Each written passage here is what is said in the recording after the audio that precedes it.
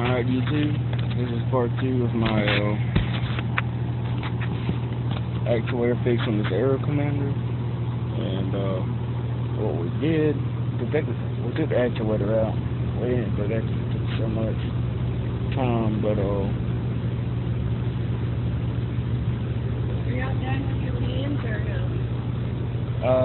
you can take that one.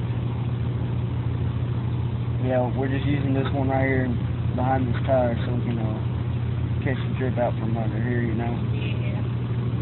Yeah.